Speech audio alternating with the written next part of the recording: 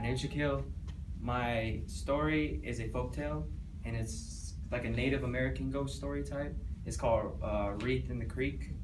And just a fun fact, Wraith is like a Scottish word for ghost or spirit.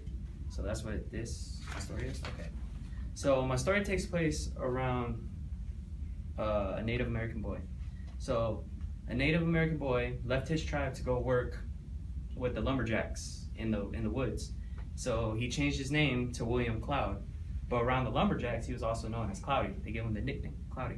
And so Cloudy used to always love telling stories. He used to tell stories, ghost stories, any type of stories. He used to love entertaining the lumberjacks. And so one story he loved was Wraith in the Creek. Now what he told was it was a creature that lived in the creek, and that he would come and take people or animals and take them back to the creek and drown them. And so one day it was pouring rain. One day the manager of the lumberjacks told everyone, "Hey, we need to go take the pins out the chute to send the logs down to the mill because it's starting to flood up here." And so all the lumberjacks did not want to go outside because it was dark and it was raining.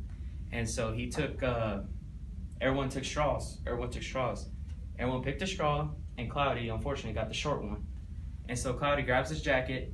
He's heading outside, pouring rain. And so when he gets to the chute, he releases the first pin.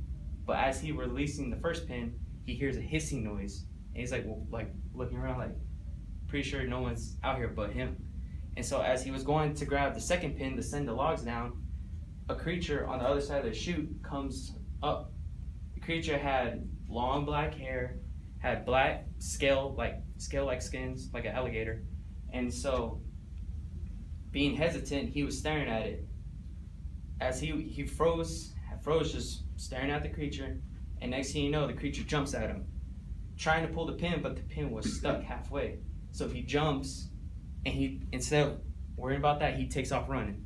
So as he's running, pitch black, cannot see in front of him, just dark.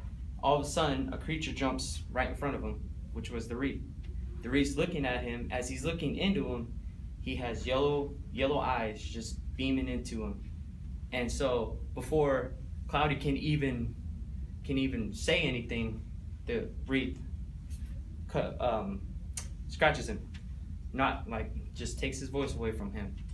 And so next thing you know, it was just silence in the woods, just quiet.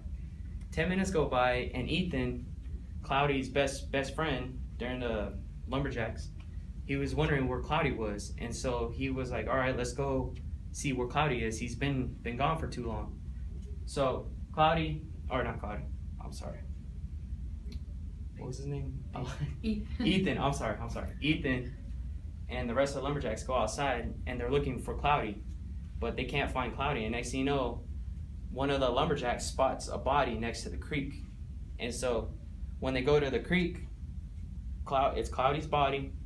His mouth is ripped off from him, and he was just sliced like ribbons, just left there. They picked him up, and they took his body back to the cabin.